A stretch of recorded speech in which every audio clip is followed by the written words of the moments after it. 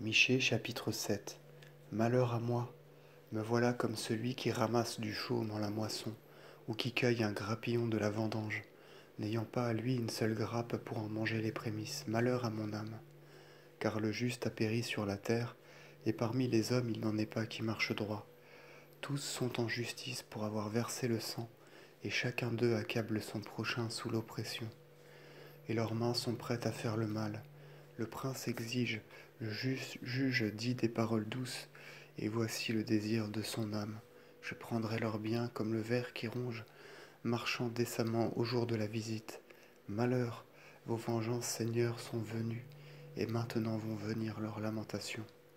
Ne vous fiez pas à vos amis, n'espérez pas en vos princes. Garde toi-même de ton épouse et ne lui confie quoi que ce soit. Car le fils outragera le père, la fille se révoltera contre sa mère, la bru contre sa belle-mère, l'homme aura pour ennemi tous ceux de sa maison.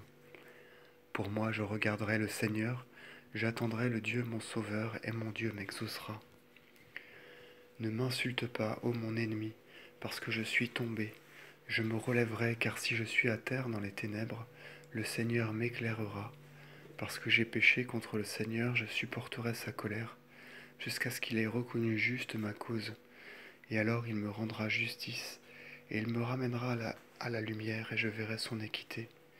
Et mon ennemi verra cela, et elle sera couverte de honte, celle qui dit maintenant, où est le Seigneur ton Dieu?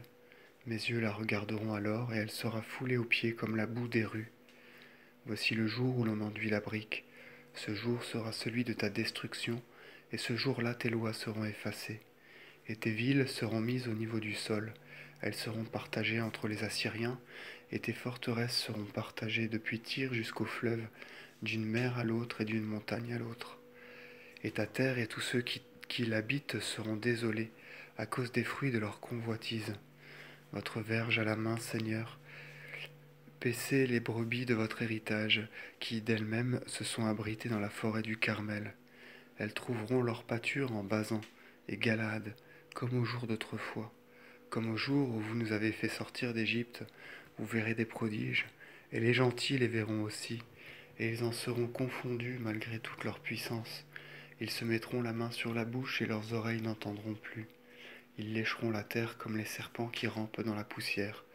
Ils seront pleins de troubles dans l'enceinte de leurs remparts. Ils seront hors d'eux-mêmes à cause du Seigneur notre Dieu, et ils auront peur de lui. Qui donc est Dieu comme vous qui ôtez les péchés, et passez sous silence les impiétés de ce qui reste de votre héritage? Le Seigneur n'a point maintenu le témoignage de sa colère. Il se complaît en sa miséricorde. Il reviendra, il aura compassion de nous. Il submergera nos iniquités. Il jettera nos péchés au fond de la mer.